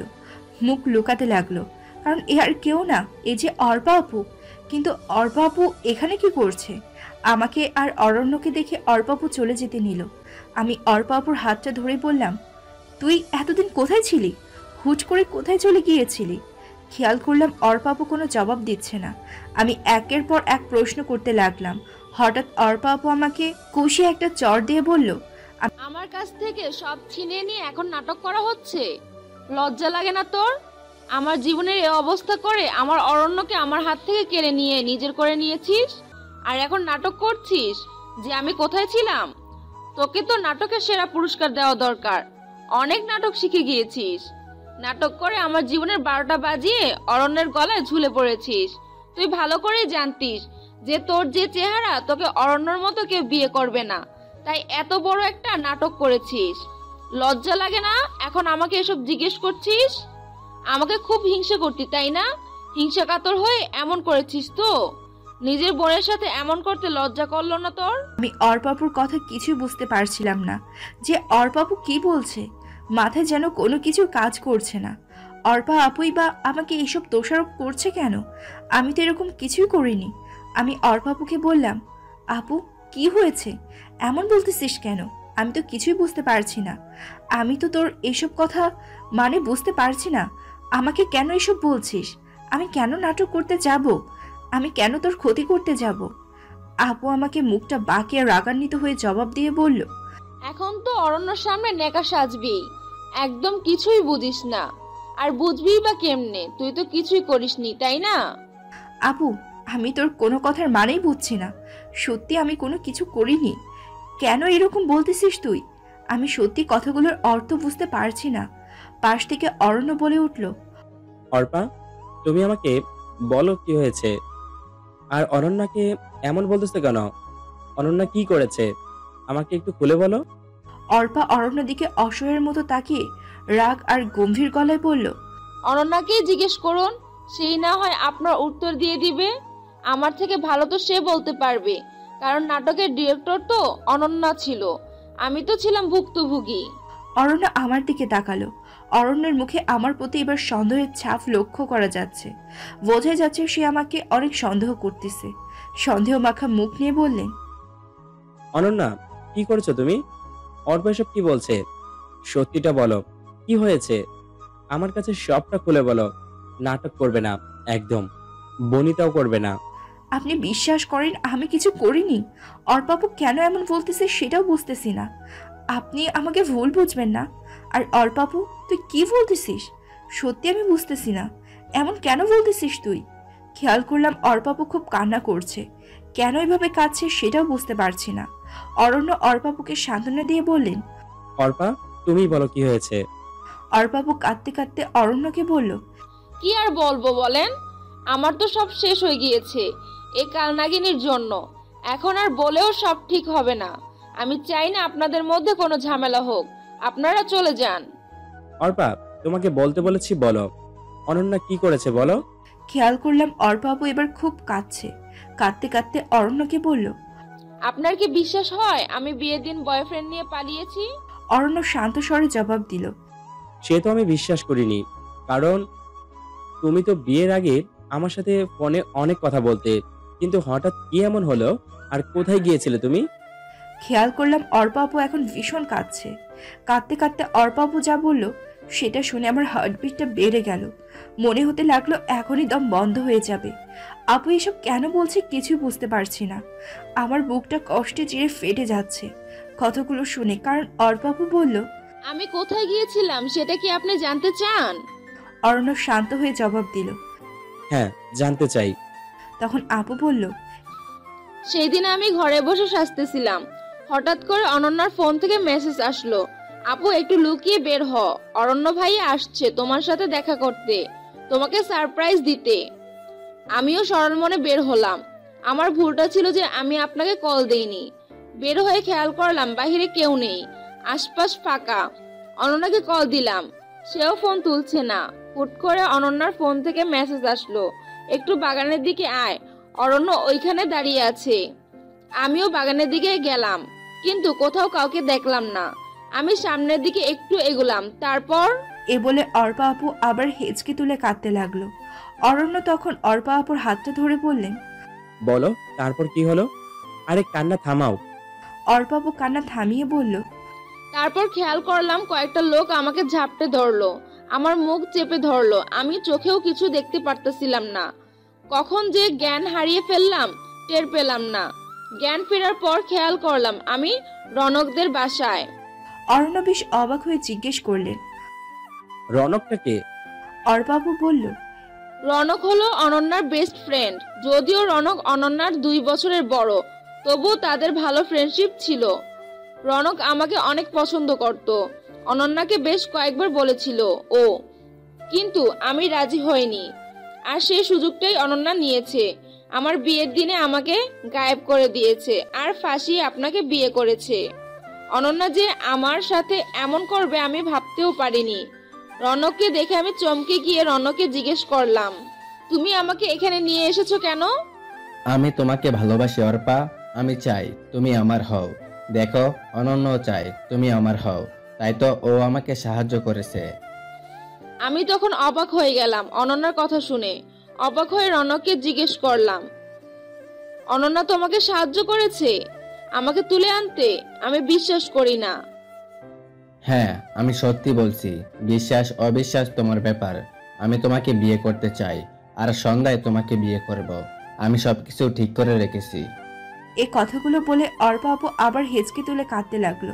অরণ্য অর্পার হাতটা আরো ভালোভাবে ধরে বললেন, এরপর তুমি ওইখানে থেকে কিভাবে এসেছো? এরপর আমি কোনো মতো ওইখান থেকে রনকের চোখ ফাঁকি দিয়ে বের হলাম। বেরিয়ে বাড়ি এসে দেখি আপনার সাথে অনন্যার বিয়ে হয়ে গিয়েছে, আর সবাই ভেবে নিয়েছে আমি পালিয়ে গিয়েছি। সেদিন আমার মুখটা দেখানোর মতো ইচ্ছা আর আমার ছিল না, তাই বাড়িতে আর যাইনি, সরাসরি ফ্রেন্ডের বাসায় চলে যাই। সেখান থেকে একটা কাজ জোগাড় করি আর ওইখানে একটা বাসা ভাড়া করে থাকা শুরু করলাম। তুমি একবার আমাকে বলতে পারতে অর্পা? কি বলবো আপনাকে? কোন মুখে বলতাম আপনাকে? এতক্ষণে তো সব শেষ হয়ে গিয়েছিল। অনন্যার সাথে আপনার বিয়ে হয়ে গিয়েছিল। আমার তো এখানে বলার কিছু ছিল না। আমি নিজের বোনের সর্বনাশ তো করতে পারি না। অনন্যা আমার সাথে যা করেছে আমি তো তা করতে পারি না, কারণ অনন্যা আমাকে বোন না ভাবলেও আমি তো তাকে বোন ভাবি। আমি অর্পাপুর কথাগুলো শুনে চিৎকার করে কেঁদে বলতে লাগলাম, আমি এসব কিছু করিনি। অরণ্য আমার গালে কষিয়ে একটা চড় বসিয়ে বললেন, তুমি এতটা নিজ ভাবতে পারেনি। সামান্য টাকার জন্য নিজের বোনের সাথে এমন করতে পারলে? লজ্জা করলো না তোমার এমন করতে? আর এখন সব অস্বীকার করছো? আমি অরণ্যকে হাত জোর করে বললাম, সত্যি আমি এমন কিছু করিনি, বিশ্বাস করেন আমাকে। অর্পাপু, তুই আমার ব্যাপারে কেন এসব মিথ্যা বলছিস? কেন অরণ্যের চোখে আমাকে খারাপ বানাচ্ছিস? দেখতে অসুন্দর হতে পারি, কিন্তু কোনো উচ্চ আশা আমার ছিল না। টাকা পয়সার মোহ কখনোই ছিল না। তাহলে কেন এমন বলতেছিস? কি ক্ষতি করেছে আমি তোর? তুই তো আমাকে চিনিস আমি কেমন, তাহলে এমন কেন বলছিস? জবাবে অর্পাপু বলল, কি ক্ষতি করছিস? জিজ্ঞেস করতে লজ্জা লাগছে না তোর? আর কি ক্ষতি করার বাকি রাখছিস? যা, তুই আর অরণ্য গিয়ে সংসার কর, আর এখানে আসিস না। ওপাশ থেকে অরণ্য বলে বসলেন, আমার সাথে অনন্যা যাবে না, তুমি যাবে। অর্পাপু অবাক হয়ে উত্তর দিল, আমি কোথায় যাব? আমার সাথে আমার মায়ের কাছে যাবে, আর মাকে গিয়ে সব বলবে। আর তোমাকে যে কষ্ট অনন্যা দিয়েছে সেটা আমি অনন্যাকে ফেরত দিব। তুমি আমার সাথে চলো। না, আমি চাই না আপনাদের মধ্যে কোনো ঝামেলা হোক। ঝামেলা তো তুমি করনি, ঝামেলা করেছে অনন্যা। সেটার শাস্তি তুমি কেন পাবে? আমি অরণ্যকে অনেকবার বোঝানোর চেষ্টা করলাম, কিন্তু বোঝাতে পারলাম না। অরণ্য অর্পা আপুর কথায় বিশ্বাস করেছিল, আর অর্পা আপু কেনই বা আমার নামে মিথ্যা বলল সেটা বুঝতে পারছিলাম না। অরণ্যকে বোঝানোর হাজার চেষ্টা করে ব্যর্থ হয়েছি। অরণ্য অর্পা আপুর হাত ধরে বের হয়ে গেল, আর আমাকে যে রিংটা পরাতে চেয়েছিল সেটাও মেঝেতে পড়ে গেল। অরণ্য সেটা ফেলেই চলে গেল। আমি রিংটা হাতে নিয়ে কাঁদতে লাগলাম আর বলতে লাগলাম, কেন আমার সাথে এমন হলো? কি ক্ষতি করেছি আমি? কেন আমাকে এভাবে কষ্ট দেওয়া হলো? আমি তো কারোর কোনো ক্ষতি চাইনি। কাঁদতে কাঁদতে আমি দৌড়ে রেস্টুরেন্ট থেকে বের হলাম। খেয়াল করলাম অরণ্য আর অর্পা আপু গাড়ি নিয়ে চলে গিয়েছে। আমার বুকে বেশ কষ্ট হতে লাগলো। এক তো অরণ্য আমাকে ফেলে গিয়েছে, তার উপর অরণ্য জানতো আমি এখানকার কিছুই চিনি না। কিভাবে পারলো আমাকে আমার ভূত মশাই ফেলে রেখে যেতে? আমি তো কিছু করিনি। আমার ভূত মশাই কেন আমাকে বিশ্বাস করলো না? কেন আমাকে কষ্ট দিল? আমি তো অর্পা আপুর কোনো ক্ষতি করিনি। আমি তো আপুর সাথে এমন করিনি। তাহলে আপু কেন বলল? কেন আমার অরণ্যকে আমার কাছ থেকে কেড়ে নিয়ে যেতে চাইলো? এত কষ্ট কেন দিল আমায়? আল্লাহ, আমি তো কোনো প্রশ্নের উত্তর পাচ্ছি না। আমি কি করব তুমি বলে দাও। এই মুহূর্তে হাতে আমার একটা টাকাও ছিল না যে যাব। তবু একটা সিএনজি ভাড়া করলাম। ভাড়া করে বাসায় গেলাম। বাসার দারোয়ানের কাছ থেকে টাকা নিয়ে ভাড়া দিলাম। ঘরের ভিতরে গিয়ে দেখলাম রনক ভাই দাঁড়িয়ে আছে। রনক ভাইকে দেখে আমার মাথায় যেন আগুন ধরে গেল, কারণ রনক ভাই এর জন্যই অর্পা আপু আমাকে ভুল বুঝলো। নিজেকে আর সামলাতে পারলাম না। রনক ভাইকে রেগে গিয়ে বললাম, আপনার কি দরকার ছিল এত বড় নাটক করার? অর্পা আপুকে কেন ভুল বুঝিয়েছেন? কি ক্ষতি করেছিলাম আপনার? খেয়াল করলাম রনক ভাই কোনো কথা বলছে না। আমার রাগটা যেন আরো বেড়ে গেল। মন চাচ্ছে রনক ভাইকে কষিয়ে একটা চড় দেই। তাই করতে নিলাম, কিন্তু হুট করে অরণ্য এসে পিছন থেকে আমার হাতটা ধরে ফেললো। আমি অরণ্যের দিকে ফিরতেই অরণ্য আমাকে জড়িয়ে ধরলো। আমি বুঝতে পারছিলাম না কি হচ্ছে এসব। অরণ্য জড়িয়ে ধরার সাথে সাথে খেয়াল করলাম চারিদিকে আলো আরো বেড়ে গেল। অর্পা আপু, রনক ভাই, আমার কিছু বান্ধবী সবাই হাততালি দিয়ে বলতেছে, হ্যাপি বার্থডে অনন্যা। এখনো আমার মাথা কাজ করছে না। এসব কি হচ্ছে? মাথাটা খুব ঝিমাতে লাগলো। পরক্ষণে জ্ঞান হারালাম। জ্ঞান ফেরার পর খেয়াল করলাম অরণ্য আমার পাশে চিন্তামগ্ন হয়ে বসে আছে। আমার জ্ঞান ফেরার সাথে সাথে আমাকে বললেন, হুট করে সবার এত পরিবর্তন দেখে কেন জানি না অবাক লাগছে। খেয়াল করলাম সামনে রনক ভাই আর অর্পা আপু দাঁড়ানো। আমি ওদের দিকে রেগে যেতে নিলাম। অরণ্য আমাকে শান্ত স্বরে বললেন, অনন্যা, ওদের কিছু বলো না। ওরা এতক্ষণ যা করেছে আমার কথাই করেছে। অরণ্যের কথাগুলো শুনে যেন আকাশ থেকে পড়লাম। কি বলে এসব? মাথার উপর দিয়ে যাচ্ছে সব। আমি অবাক হয়ে জিজ্ঞেস করলাম, মানে? আমি তো কিছুই বুঝতে পারছি না। অরণ্য একটু মুচকি মুচকি হেসে বললেন, কিছু বুঝতে হবে না। আগে তোমাকে একটা সংবাদ দেই, অর্পা কোথায় গিয়েছিল সেটা তো সবার অজানা ছিল। অর্পা রনকের সাথে পালিয়েছিল। আমি কথাটা শুনে বেশ অবাক হলাম। তাহলে একটু আগে ঘটে যাওয়া ঘটনা কি আমার স্বপ্ন ছিল? ওরা যদি বিয়ে করে নেয় তাহলে একটু আগে কেন এমন বললো কেন? অর্পাপু পাশ থেকে বলে উঠল, তুই একটু শান্ত হ, আমি সবটা বলছি। আমি নিজেকে শান্ত করলাম, বললাম, এবার বল। রনকের সাথে আমার রিলেশন ছিল 3 বছরের। রনক তোকে কিছু বলেনি, কারণ আমরা তোকে সারপ্রাইজ দিতে চেয়েছিলাম। কিন্তু হুট করে আমার বিয়ে ঠিক করাতে সব ঝামেলা পাকালো। কি করব বুঝতে পারতেছিলাম না। প্রচন্ড সিদ্ধান্তহীনতায় ভুগছিলাম। শেষমেশ বিয়ের দিন সকালে মনে হলো নিজের ভালোবাসাকে এভাবে কোরবানি করা ঠিক হবে না। তাই রনককে ফোন দিয়ে বললাম, রনক তুমি কি চাও আমরা এক হই?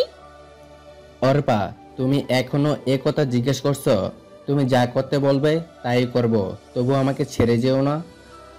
তাহলে বাগানের কাছে চলে আসো। রনক আমার কথা শুনে বাগানের কাছে আসলো, আর আমি সুযোগ মতো রনকের হাত ধরে পালিয়ে গেলাম। তাহলে একটু আগে যে কাহিনী বলেছিলি সেটা কি ছিল? আমার প্রশ্নের জবাবে প্রথমে সবাই একটু হেসে নিল। সবার হাসি দেখে এবার সত্যি আমার গা জ্বলে যেতে লাগলো। রেগে গিয়ে বললাম, কি হয়েছে বলবি তো? অরণ্য মুচকি মুচকি হেসে বললেন, 4টা মাস খুব জ্বালিয়েছে আমাকে, তাই এর শাস্তি তো ভালোবাসি শব্দটা বলার আগে দিতেই হতো। আর একটু সারপ্রাইজ দেওয়ার ও বাকি ছিল। হুট করে অর্পার সাথে দেখা, তখন অর্পাকে নিয়েই প্ল্যানটা করি। এরকম প্ল্যানটা কে করলো শুনি? অরণ্য হাসি হাসি মুখ নিয়ে বলল, আমি করেছি। এরকম একটা প্ল্যান করেছে বলে অরণ্যের প্রতি আমার খুব অভিমান জমে গেল। অভিমানে গল ফুলিয়ে বসে রইলাম। অর্পাপু বলল, আচ্ছা অনন্যা থাক তুই, আমি আর রনক বাহিরে গেলাম। তোদের মধ্যে মান অভিমানের পালা শেষ কর। আর চটটা দেওয়ার জন্য সরি, জোরে লাগেনি তো? নাটক করতে গিয়ে ক্যারেক্টারের মধ্যে ঢুকে পড়েছিলাম। অর্পাপুর কথা শুনে অভিমানটা আরো বেড়ে গেল। অভিমানী গলায় বললাম, হয়েছে, জুতা মেরে গরুদান করতে হবে না। অর্পাপু হাসি দিয়ে রনক ভাইয়াকে নিয়ে চলে গেল, আর আমি গাল ফুলিয়ে বসে রইলাম। অরণ্য আমার দিকে তাকালো, কিন্তু অভিমানের জন্য আমি আর অরণ্যের দিকে তাকালাম না। অরণ্যের চোখ যেন আমার থেকে সরছে না। আমি যেন তার চোখের নিশানা থেকে নিজেকে সরাতেই পারছি না। ক্রমশ আমার অভিমান কমতে লাগলো, তবুও অভিমানটা ধরে রাখার নির্লস করসোর্ট করে যাচ্ছি। অভিমানটা স্থির রাখার অনেক চেষ্টার পরও কেন জানি না অভিমানটা ধরে রাখতে পারলাম না। তাই অরণ্যের জড়িয়ে ধরে অভিমানটা চোখে বৃষ্টি করে নামিয়ে দিলাম। ফুপাতে ফুপাতে বললাম, আমাকে এভাবে কষ্ট দেওয়ার কি কোনো দরকার ছিল? আমি যদি হারিয়ে যেতাম ওই জায়গা থেকে? আমি তো আমার অনন্যাকে চিনি, সে যে বাসা খুঁজে ফিরতে পারবে সেটা আমার ভালোই জানা ছিল। সারপ্রাইজটা কেমন লাগলো? খুব বাজে লেগেছে। এভাবে আর সারপ্রাইজ দিবেন না। নাটক করতে গিয়ে তো রিংটা ফেলে এসেছিলেন।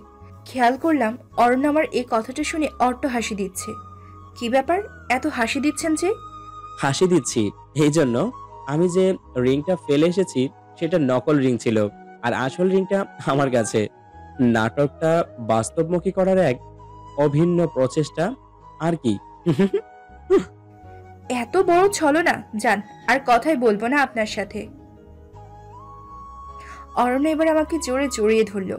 মনে হচ্ছে তার নিঃশ্বাসের শব্দ আমি শুনতে পাচ্ছি, তার হার্টবিটের আওয়াজ আমি শুনতে পাচ্ছি। এবার কানের কাছে মুখটা হালকা করে নিয়ে বললেন, আই লাভ ইউ পেতনি। এবার যেন তার প্রতি থাকা সকল অভিমান আমার মনে দুমড়ে মুচড়ে গিয়ে ভেঙে গেল। অভিমানটা টিকিয়ে রাখার ব্যর্থ চেষ্টা করলাম, কিন্তু পারলাম না। আমিও ফিসফিস করে বললাম, আই লাভ ইউ টু ভূত মশাই। আমার মতো কালো মেয়েকে ভালোবাসলেন কিভাবে? কথাটা শোনার পর নিমিষের মধ্যেই কোথায় যেন হারিয়ে গেলাম। কিছু বলতে চাইলেও আর বলতে পারছিলাম না, কারণ গলাটা থর থর করে কাঁপতে লাগলো। অরণ্য আমাকে এবার চোখটা হাত দিয়ে চেপে ধরলো আর বললেন, মানুষের দৃষ্টি সুন্দর, অসুন্দর বৈষম্য করে। আমার দৃষ্টিতে তুমি সবচেয়ে বেশি সুন্দরী। আমার সাথে একটু চলো। কোথায়? আগে চলো তো, তারপর বলি। এত নাছর বান্দা মেয়েরে বাবা, এত বকবক করতে পারে? হয়েছে হয়েছে, আর বকবক করবেন না, এবার নিয়ে যান। চোখটা চেপে ধরে আস্তে আস্তে আমাকে কোথায় নিয়ে যাচ্ছে কিছুই বুঝতে পারছি না। হুট করে চোখ খুললাম, খেয়াল করলাম আমি ছাদে, চারিদিকে মোমবাতি দিয়ে সাজানো। অর্পাপু আর রনক ভাইয়া বাজি ফোটাতে লাগলো। পাশে মা দাঁড়িয়ে আছে, ওনার পাশে একজন ভদ্রলোক দাঁড়িয়ে আছে। আমার বুঝতে বাকি রইল না উনি আমার শ্বশুর মশাই। আমি দৌড়ে গিয়ে ওনাদের সালাম করলাম। অর্পাপু আর রনক ভাই আমার সামনে একটা কেক আনলো আর বলল, ভূত আর পেতনি দুজন মিলে কেকটা কাটেন। আর অরণ্য ভাইয়া, আপনি অনন্যাকে রিংটা পরিয়ে দিন। আর অনন্যা, তোর হাতের নকল রিংটা ছুঁড়ে ফেলে দে। এত বোকা কবে হয়েছিস? সামান্য নাটক বুঝতে পারলি না? তুই তো বেশ নাসরবান্দা আর বুদ্ধিমতী ছিলি। আমি লজ্জায় লাল হয়ে গেলাম। বিড়বিড় করে বললাম, প্রেমে পড়লে যে মানুষ বলদ হয় সেটা আমাকে দিয়ে প্রমাণ হলো। অরণ্য ধাক্কা দিয়ে বলল, কি বিড়বিড় করা হচ্ছে? না কিছু না। একটু ওইদিকে ফিরো, তোমার জন্য সারপ্রাইজ আছে। কি সারপ্রাইজ? ওইদিকে ফিরেই দেখো। আমি ওইদিকে ফিরলাম, দেখলাম আমার বাবা মা চাচা চাচি সবাই আসছে। আমি খুশিতে আত্মহারা হয়ে গেলাম।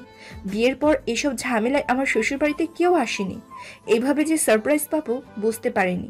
আমি তো খুশিতে স্থির হয়ে গিয়েছিলাম, কিছু বলতেও পারছিলাম না, আবার নড়তেও পারছিলাম না। আমাকে অরণ্য ধাক্কা দিয়ে বললেন, এবার কেকটা কাটো আর আপনি শব্দটার ইতি টানো। আপনি শব্দটার ইতি টানবো মানে? মানে তুমি আমাকে তুমি করে বলবে। আমার তো লজ্জা লাগবে। হয়েছে হয়েছে, আর লজ্জা পেতে হবে না। কেকটা কাটো, সবাই অপেক্ষা করছে। কেকটা কাটার সাথে সাথে চারিদিকে বাজি ফুটতে লাগলো। কয়েকটা ফানুস আকাশে উঠতে লাগলো। কি যে এক অদ্ভুত অনুভূতি বলে বোঝানো যাবে না। মনের ভিতর এমন লাগছে যেন ঝড় হওয়ার পর শীতল বাতাস বইছে। সত্যি বুঝতে পারিনি আমার ভূতমশাই আমার এত ভালোবাসে।